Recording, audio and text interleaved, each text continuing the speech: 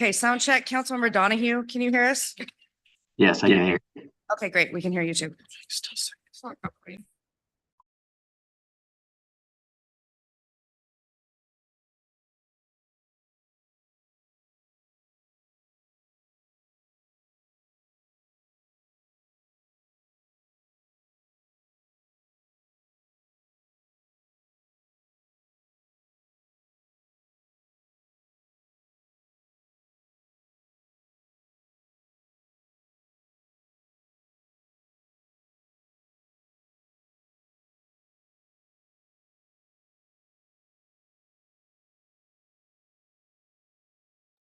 All right, let's go ahead and get started with this Lake City Council meeting. It's January 9th, 2024. We're downtown in the middle as well as online. We will publish this on our YouTube channel later on.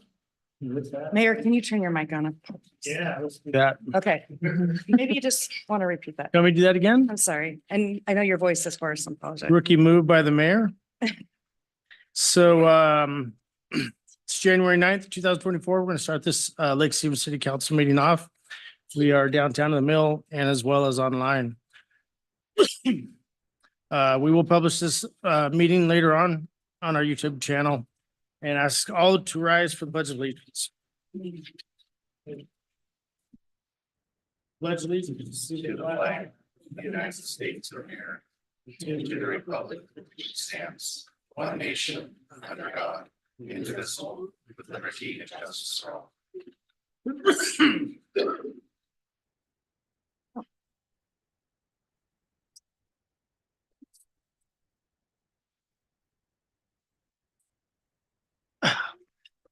I would love to do the roll call. We get a roll call, please. Councilmember Daughtry, Present. Councilmember Peter Shagan, Present.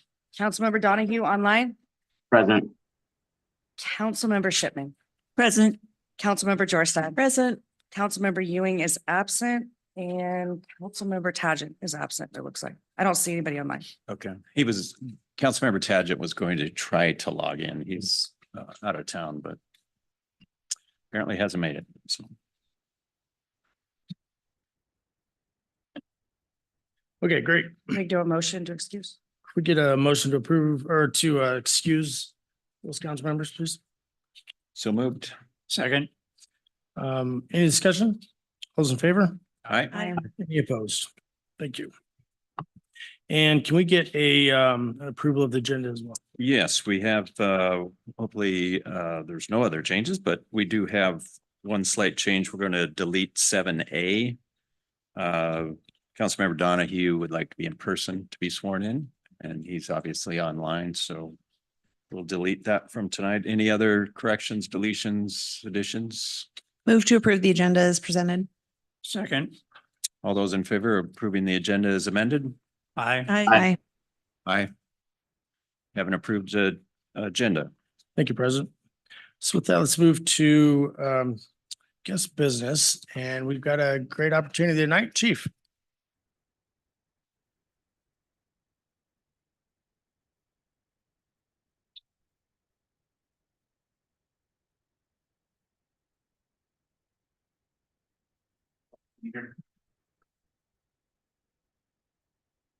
Is it on?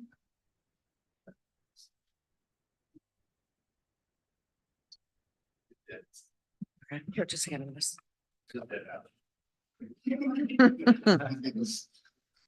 Glad I can read. Thank you, Mayor. First of all, I just want to start out to the council and the mayor. I just want to give my staff, today is National Law Enforcement Appreciation Day. And I just want to publicly say thank you to my staff. We have been going through some trials the last year with staffing. We currently have 5 openings for commissioned officers and 2 openings for our civilian staff, but we are working to fill those vacancies. Our staff work every day. We became the 5th safest city and 67th in the nation last year. We hope to continue that. And just want to publicly thank every one of our officers and the officers' family here in the back, because it takes us all to do what we do every day. So thank you. Thank you to my staff.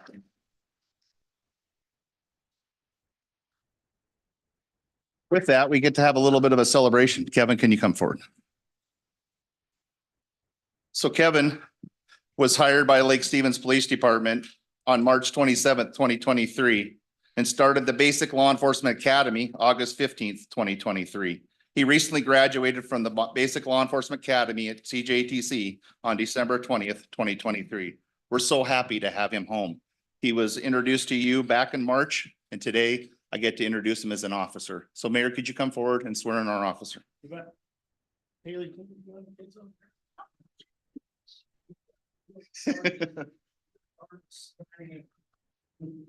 For that is Kevin spent 4 months at the academy. So I just want to personally say thank you to his family, because it's a long time that these folks are away from home. They're studying, doing a lot of extra work, and it takes the family to be able to pick up that slack, especially the young ones when their dad's gone. So thank you. I really appreciate it.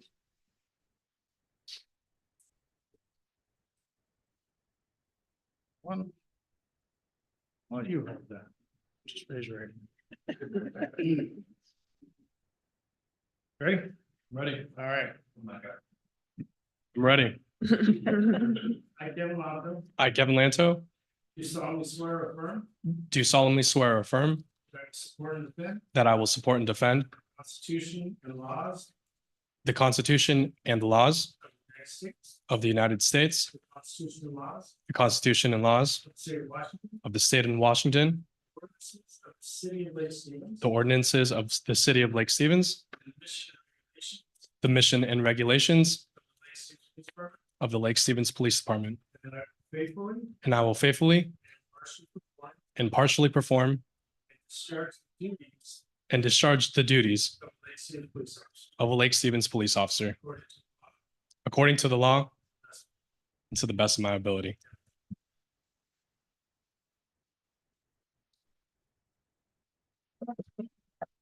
So for all the students that are out there in the audience, we are hiring.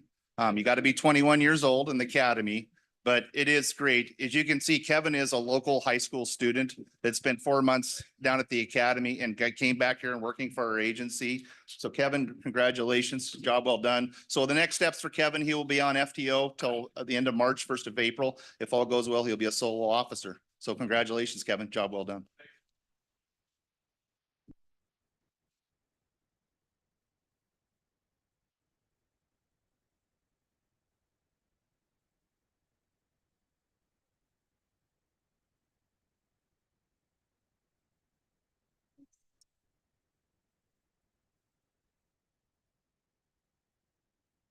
All right, great. Good to see Kevin. Good to see his family here and all the support he has for him and in the law enforcement community, we just say to each other, stay safe. Because that's all that really matters for a lot of these officers.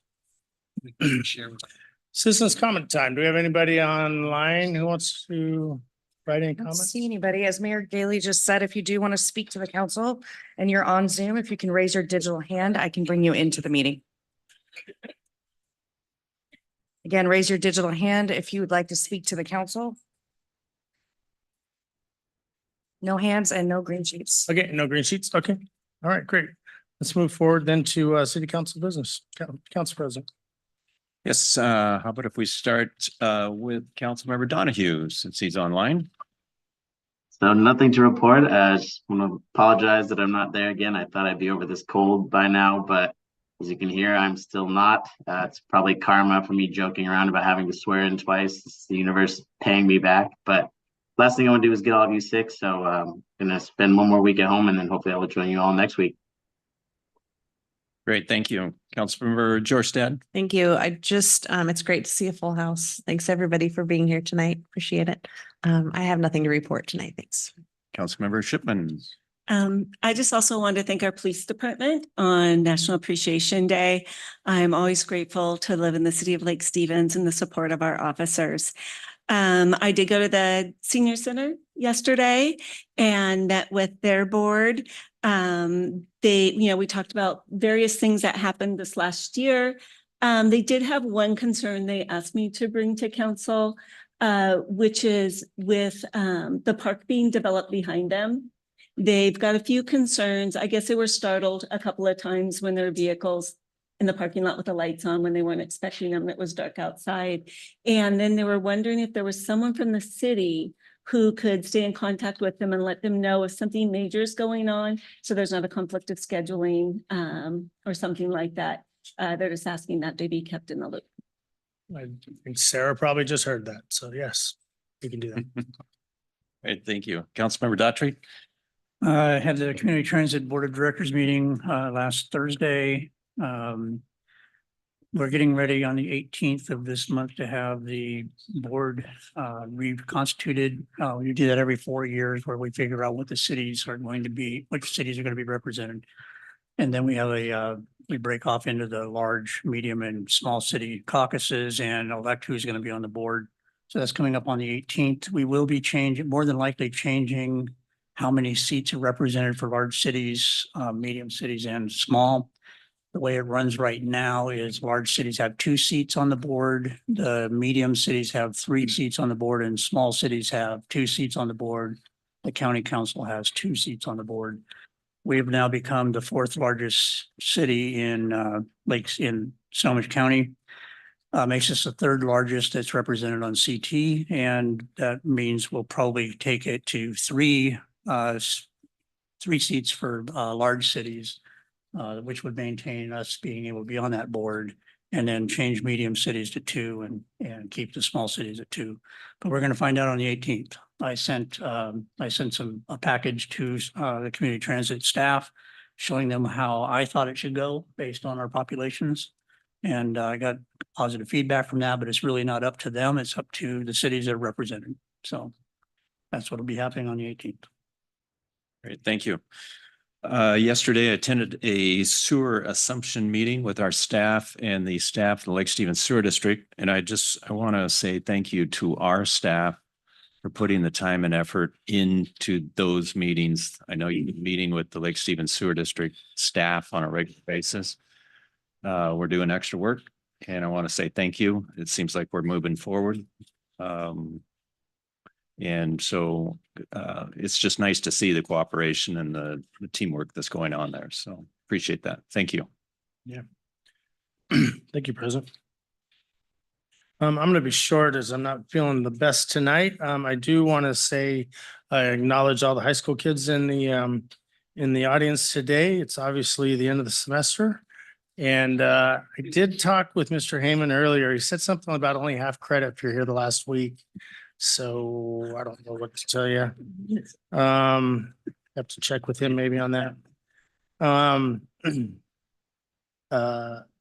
Legislative session has started this week. So we are monitoring and keeping an eye on the different bills that are going through the legislature and testifying where we need to. So it's a short session, so it'll be interesting to see where that session goes. I get a motion to pass the consent agenda. Move to pass the consent agenda. Second. I have a motion. Any discussion on the motion? Hearing none. All those in favor? Aye. Brian? Aye. And any opposed? Consent agenda passes. Let's go to action item 11A. Barb. Thank you, council. Tonight I'm bringing forward the ordinance that authorizes the sale of the limited tax general obligation bonds and delegates authority to the mayor, city administrator, and finance director to negotiate the bond. In December, city council directed staff to move forward with a $10 million bond with a 30-year term to finance the costs of the city hall complex, the museum, related capital, and the cost of issuance. The parameters of the public offering are in your council staff report. It'll be set an amount not to exceed $10,200,000 with a maximum term of 30 years. And a true interest cost not to exceed 6%. So the current estimated is 4.4%. It'll depend on the market once we get there next month. Based on the current market, the bonds will be sold at a premium. So that means that we'll issue less than $10 million par amount on the bonds, and we'll receive the 10 million into the project fund after paying all of the cost of issuance. So the current estimate is $9,190,000 par amount. And then in order to get that $10 million into our actual account. So that's good news for us. The exact amounts and the terms will depend on the market, and we will know those at bond pricing, which is set currently on February 28th. Anticipating closing date and deposit of the funds is March 13th. Director Wright has been working with the seller on a closing date near that time frame. If the closing date is earlier than that bond fund deposit, we will do a short-term interfund loan, likely from the general fund reserve fund, and that'll be paid back with the bond. A declaration of official intent to reimburse the cost from the bond was authorized on 12/19 for this purpose. So we anticipated doing this, so we did a declaration in order to allow us to do it.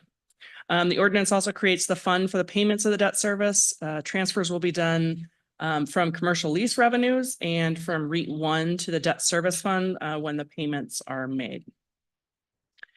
So if there's no other questions, I did want to mention that Dave Trageser, he is our underwriter on the bonds, is online. If council has any questions, then we can bring him in. But if council doesn't have any questions, then I would ask you to approve the ordinance authorizing the issuance and the delegation of authority. Thank you, Director Stevens. I have two just points of clarity. I want to make sure I'm clear.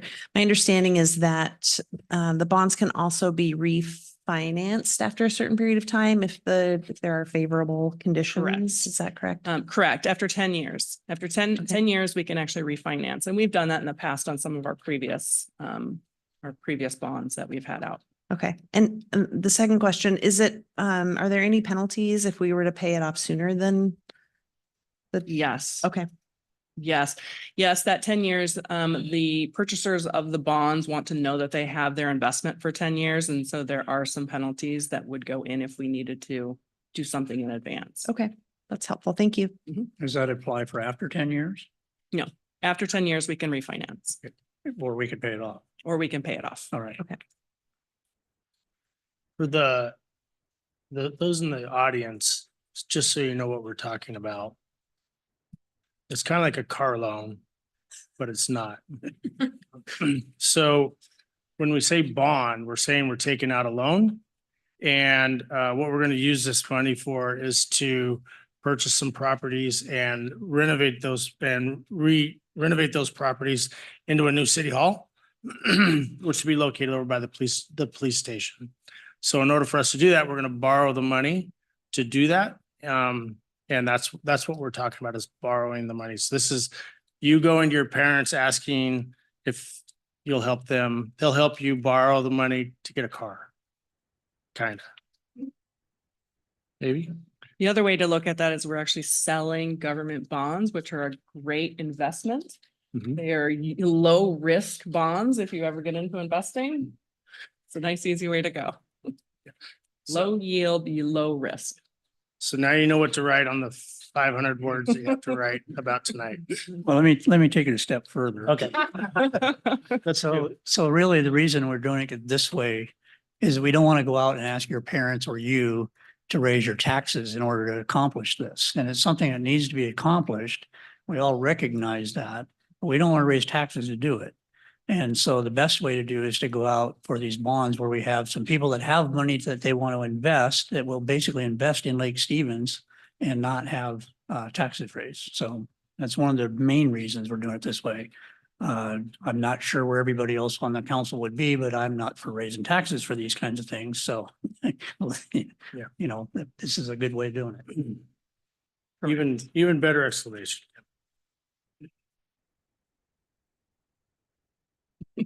Any other questions for staff?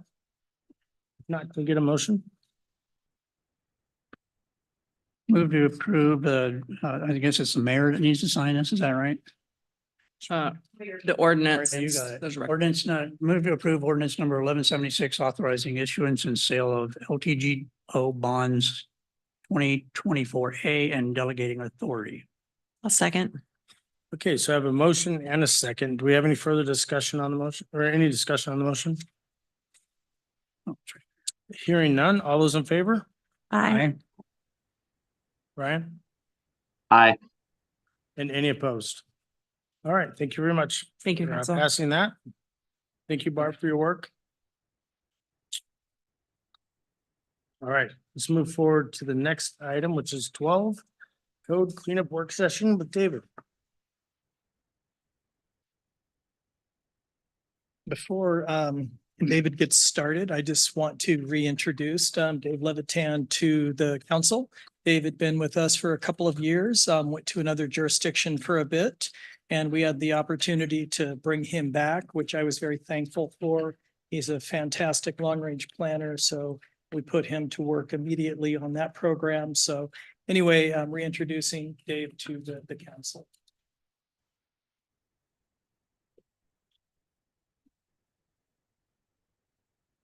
All right, thanks, Russ. So yeah, I also wanted to introduce Nico Foss here behind me, who's been helping to manage this project during my 9-month sabbatical. So yeah, he's able to answer questions. Russ is able to answer questions as well. I'm going to do a quick PowerPoint, try to keep it brief so Kelly doesn't pinch or kick me underneath the table. And so happy to answer questions during the presentation or wait until the end. We're just going to highlight a couple of the high level code amendments, some of the more prominent ones, but we're happy to discuss anything that's included in the packet. So just a little bit about the project. This was initially started back in 2022. It was going to be pretty limited in nature, kind of housekeeping amendments, things to improve clarity. As we got into 2023 and the legislative session started that year, we noticed that there was probably going to be a number of code amendments we were going to need to do. So this project expanded in scope to include cover some of the House bills from the 2023 legislative session, including House Bill 1110, which was the middle housing bill that basically requires the city to provide duplexes. The city was already allowing that in most zones, but we're required to amend the code a little bit. And then 1337, which is the accessory dwelling unit or ADU bill. Again, the city was already allowing ADUs and detached ADUs, but needs to revise the code to be consistent with that legislation. Over the course of the past several months, the Planning Commission has held a couple of work sessions back on August 21st and December 6th.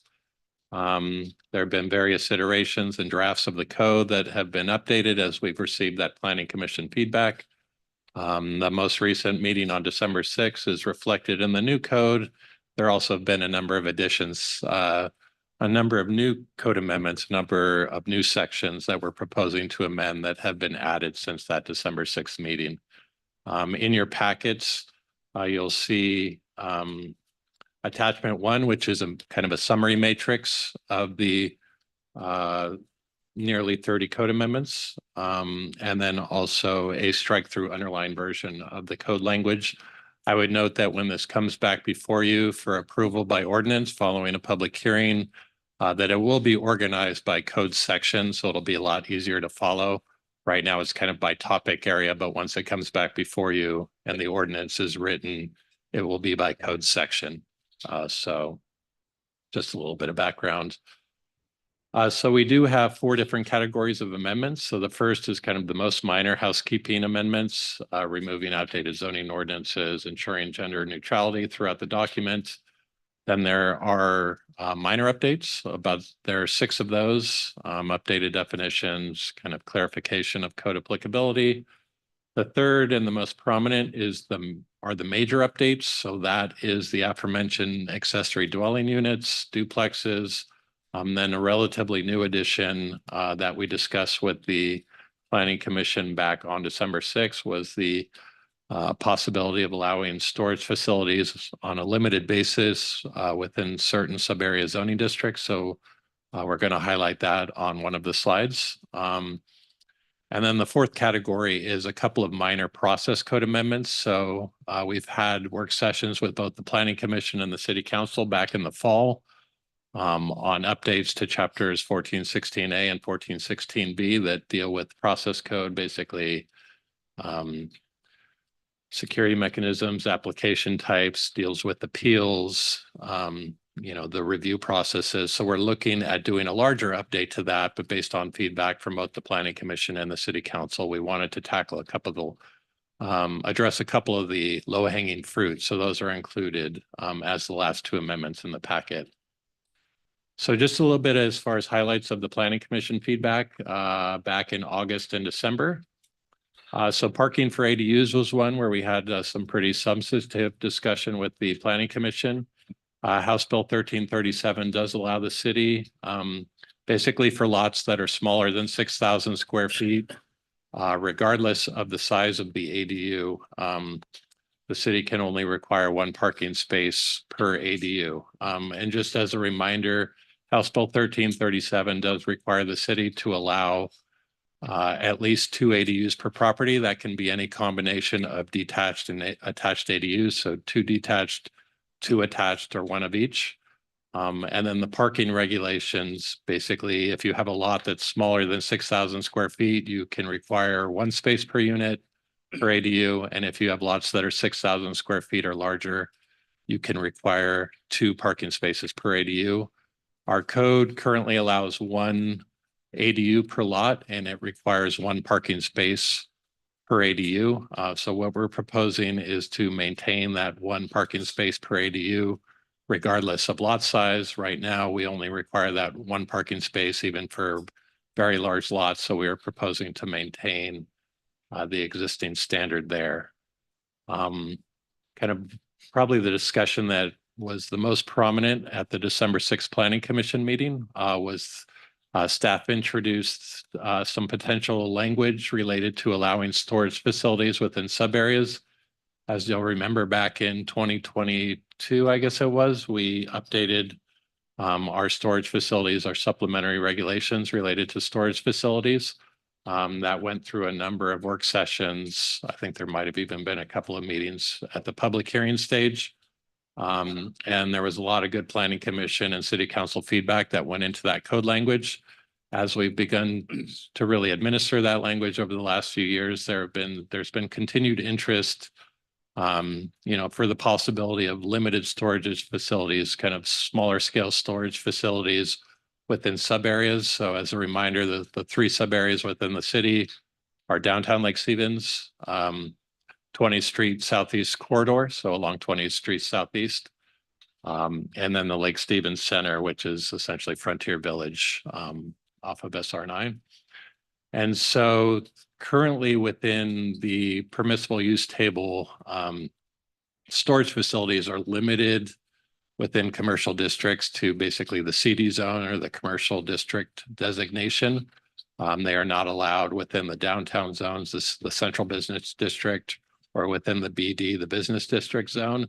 We're proposing to allow on a limited basis storage facilities within sub areas that have a CD zoning designation. So we wouldn't be adding any new zones as far as permissible uses for storage facilities. We would be allowing them with sub areas within sub areas where they're currently not permitted, but this would be as a special use with special regulations. This is Amendment 27. It's on packet page 110. That goes in, that's the start of the amendment, and then the special regulations, I believe, are the next page. So it would have some pretty specific special regulations that would be more restrictive than the general development standards outside of sub areas. So for example, it would only allow for 15% of gross commercial floor area. So if you say had a 50,000 square foot building, which would be pretty large, you'd be looking at about 7,500 square feet. We aren't seeing a whole lot of buildings that large, but basically the thought was to allow these basically that are kind of accessory or related to a primary permitted use or a primary or a secondary permitted use on the site without allowing them to dominate the use. Because we do realize that these are land intensive uses. They don't generate a whole lot of tax revenue and they don't involve a whole lot of employees. So we understand their role, but wanted to limit them. And so we would appreciate feedback from the city council tonight on that one.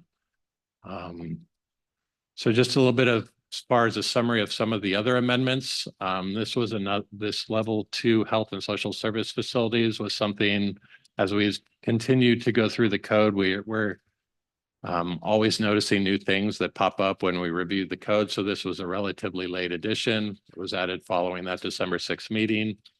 It basically, the way that the code reads now is that they're level 2 health and social service facilities include things like hospitals and nursing homes, treatment homes, assisted living facilities. And they are, it's a whole range of things, and they're permitted with an administrative, with a type 3 conditional use permit, including in the RA 12 and the MFR, which are 2 residential zones. So we wanted to add some clarification within the use table, that not all type 2, because there is such a range of level 2 facilities, not all of them are going to be appropriate for residential zones. So we just wanted to clarify that, because we have had some interest within the residential zones, and whereas a small, where a small facility that operates out of a single family home may be appropriate, zoning a larger hospital within a residential zone, even with a conditional use permit, probably isn't. So it basically just provides a little bit more clarity that through that conditional use process, we're going to evaluate this use against the approval criteria, including consistency with the comprehensive plan. So we just wanted to have some language in there related to that. Yeah, and then the other is that the level 2 facilities actually aren't listed in the commercial use table 1440-2. So we just wanted to clarify that these are uses that are permitted with commercial facilities. So that was another addition to that amendment, is to add that into that use matrix for the commercial use table. And then finally, duplexes in single family zones. So the aforementioned House Bill 1110 requires the city to allow duplexes on any lot that allows a detached single family residence. Right now, the city does allow duplexes in residential zones. It currently requires a minimum of 125% of the lot size, of the minimum lot size for a single family home. So House Bill 1110, with the passage of House Bill 1110 by June of 2025, we need to amend our code so that we don't have that increased lot size requirement. So this would basically just change that to 100%. And then we added some additional language related to the potential applicability and some of the discretion that we would have in reviewing duplexes on sites that are encumbered by critical areas, including through a reasonable use permit. So just providing us with additional language and guidance to comply with the House bill as it's been codified in state law. So one final item before we kind of move on and solicit council feedback is that there was back in May, there was a request to look at the city's temporary sign regulations. And I would note that I was not here during this time, and so Russ is available to jump in on this as well. There were concerns from council members that there were just a whole lot of temporary signs, whether it was election signs, whether it was, different types of services that are people are putting up on utility poles or just putting in the right of way, that it was contributing to visual clutter. And so there was some discussion during that work session back on May 2nd of 2023 about potential ways to change the code, including either kind of site or zone specific regulations. Staff did look at that. It would definitely lead to some additional code complexity, be a little bit harder to administer the code. And so as we approached the August 2023 primary, our code enforcement team, led by Cameron, our code enforcement officer, took a very proactive approach, reaching out to political candidates and to others, just as far as a public education and enforcement campaign. And what we saw both through the primary and the general election is actually we had, very much improved compliance with the existing sign regulations. So what that showed to us was that kind of that education component was successful. And, staff's thought was that at this point, we don't need to be revising that section of code. So we're not recommending any changes to section 1468.015 of the Lake Stevens Municipal Code, but the council is welcome to provide additional feedback this evening.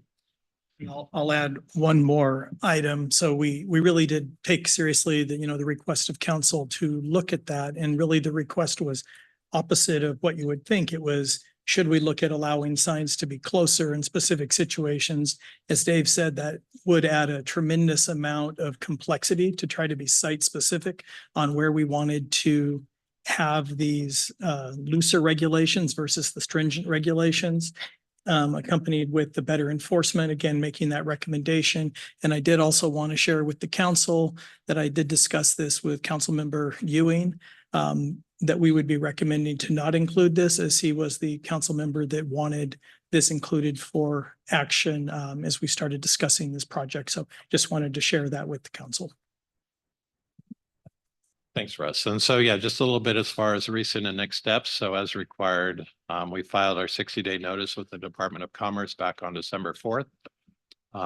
Today, we haven't really received anything from any of the state agencies. We received some minor comments from the Department of Natural Resources, but nothing from the Department of Commerce yet as far as the ADU or duplex regulations.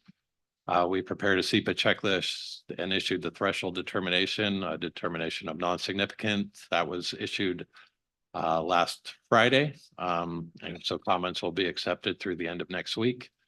The Planning Commission has had a number of work sessions and is currently scheduled to hold their public hearing next Wednesday. So that's January 17th.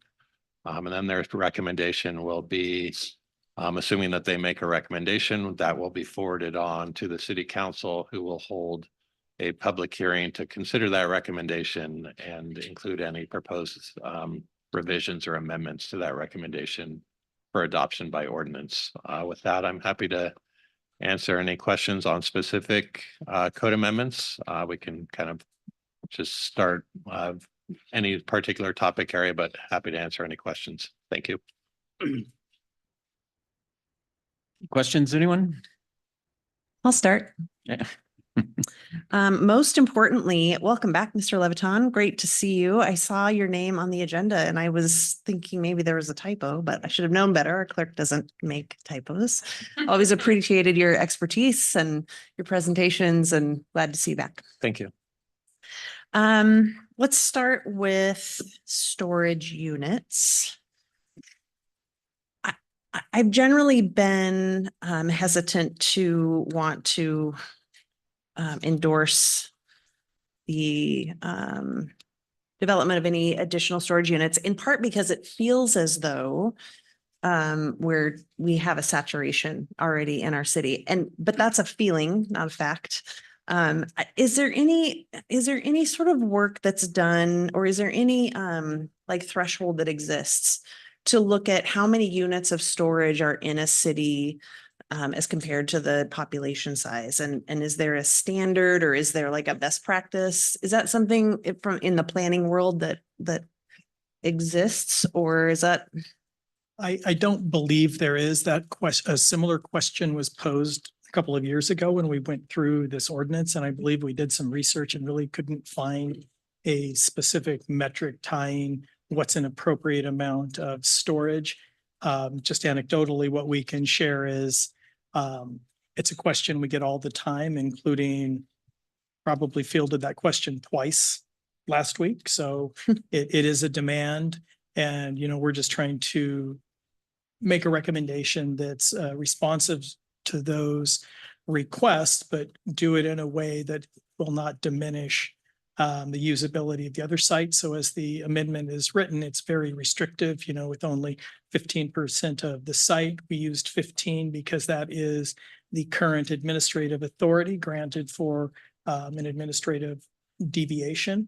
And so that was a number we were sort of comfortable with a starting point. It doesn't mean it can't be higher, can't be lower, or the council couldn't put a max amount on that. So we wanted to do that. And then all of the other regulations of the work you did a couple of years ago would apply. So these facilities couldn't be front and center. They'd have to be screened at the back of the site. And again, in this capacity, they would have to support another use on the site. So if it's a mixed use building and had 100 apartment units, the use of this is to support those apartment units, or as a secondary component of some other commercial retail type use. So Yeah. that's really the distinction. That's helpful. Thank you. Moving on to the health and social services facilities, just a quick question. I noticed there was a term used in the level 2 examples, a treatment home. Do you by any chance know, is that like an adult family home or is that like recovery housing or how is that? Do we know how that's defined? And if you don't have that handy, that's fine. Maybe you can just revisit that later, but I'd be curious to know. Yeah, I don't think that we have, just for some background and some reference, from what we could tell from our research, this kind of these designations and these definitions were taken directly from the Snohomish County Code. And so they don't necessarily match with kind of current, definitions or current language related to these uses. And so there is not a definition with our code currently. That is something probably maybe that we'll want to take a look at just to standardize it and bring it up to what the most commonly used terms are, especially if there's not a definition at all. But yeah, to answer your question, there isn't currently a definition. So Okay.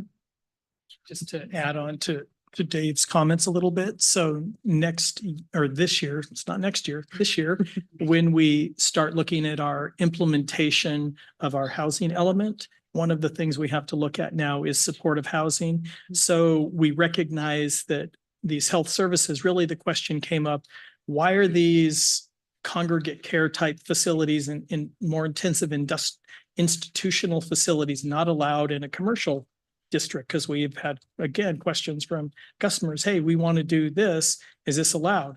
No, that's not allowed. Why isn't that allowed? So trying to untangle this. But when we do some of our housing updates, those would be terms we would want to clearly define when we talk about supportive housing at the latter part of this year. Okay, that's helpful. Thank you. And then finally, just a comment regarding political signs and this last political cycle. As a candidate who is running, I noticed a big difference. I really appreciated the public education that was provided. I really appreciated the feedback from city staff when I may have placed a sign in a place that it shouldn't have been. I think that made a huge difference, at least for me. And I think that level of education moving forward will address the concerns that have been brought up in the past. So just want to thank you and your team for putting in that extra work. I think it made a big difference. So thank you. That's everything I have. Any other questions? As an additional comment to what we're talking about on storage units, in I believe 2022, there was a report done by a consultant for one of the people that wanted to put a unit over on 92, I believe, off of Highway 92 and Grade Road. So there was a report out that talked about what the deficit in Lake Stevens was for storage units. It did show a deficit. I have that report somewhere. I don't have it with me, but I have it in my office. If anybody's interested in reading that, I could also get it from somebody else.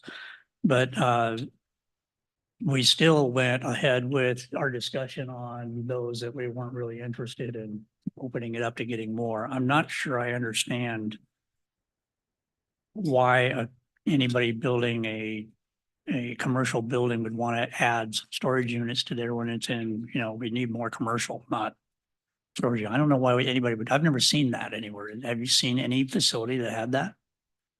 Yeah, and that's part of the project under review right now, where we actually have to look at this as a supplementary use and review it under other discretion authority to determine what secondary uses are. So there are real examples of people wanting to have limited storage to support the residential component of projects. Okay, so that storage component for the residential would only be for those residents? Or would it be commercial storage where anybody could go? What they're asking for, but they only want to reserve the right to open it up. But again, it would still be a limited component, not a primary use. So it couldn't be a majority site. This proposal is actually very restrictive amount that you can use for secondary. Okay. The other question I have is there's several things in here on the chart that it has stated that the planning commission has not reviewed it yet. Is that all going to be done before it comes back to us? Yeah, so they would review it as part of the public hearing and on some of those, it's that we didn't have the draft code language. We introduced a number of topics on December 6th where we didn't have code language, where we discussed the items conceptually.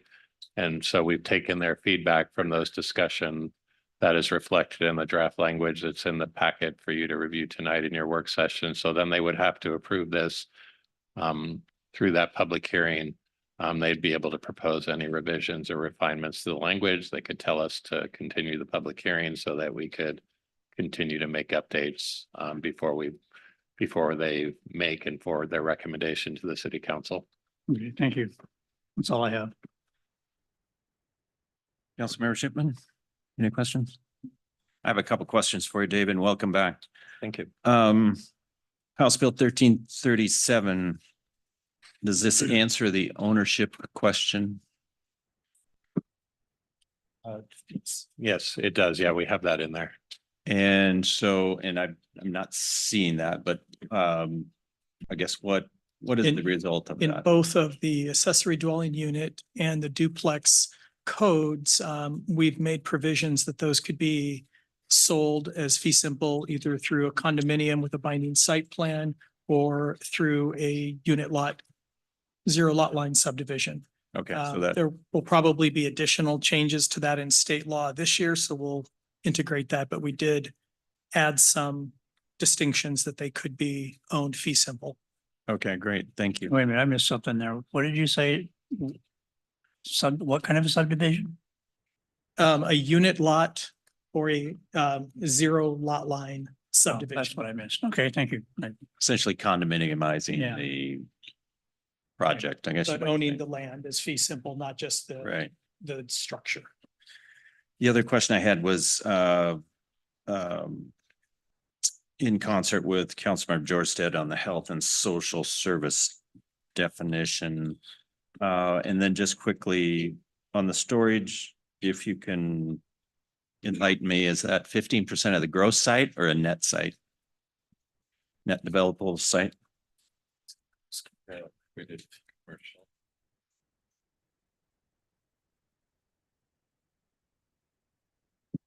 It's based on gross commercials, the recommendation, David's looking for the citation. I'm sorry, what? Say that again? It's based on, I believe we Yeah. said gross commercial. 15% of the gross commercial floor area of the Of the site, gross commercial floor area, but not of the site not area. of the site areas. Okay. Okay, It's a very limited allowance. yeah, very limited. And did you say you're looking for some direction tonight from us? Well, if you have, general thoughts on this, that would be, I mean, we still have time to make revisions before we publish the packet later this week for the public hearing, or just general thoughts that we can share if there are thoughts from the city council. I'm confused. You publish a packet for our public hearing or? for No, for planning? the planning commission public hearing is Okay. next week, so there's still Right. time to incorporate council feedback as part of that planning commission public hearing packet. Okay, okay. All right. Okay, thank you. Any other comments? Brian, do you have anything? I guess I just wanted to confirm that I heard something correctly over the audio. So the storage facility, one of the applications that's under discussion or under review, they want to reserve the right to use it for something other than support of the homes being built on the property. Was that correct? Yes, as either support of the residential units or for community-wide, neighborhood-wide storage. Okay. I don't have a specific change in mind. I guess that just raises some questions in my mind about the bounds of supporting, within the immediate vicinity and how we scope that. But like I said, I don't have anything specific at this time.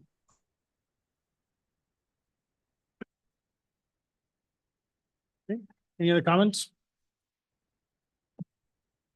Good stuff, David. Thank you, Russ. And I do want to acknowledge Nico as well. Nico did a fabulous job putting this matrix together at the start and giving us a framework to work through. So that was extremely helpful, and he's done a lot of research in the background. Great. Appreciate it, Nico. Thanks, Nico. Welcome back, David. All right. With that, can I get a motion to adjourn? Move to adjourn. Second. All those in favor? Aye. Any opposed? All right, meeting's adjourned. Go forth and do great things. You just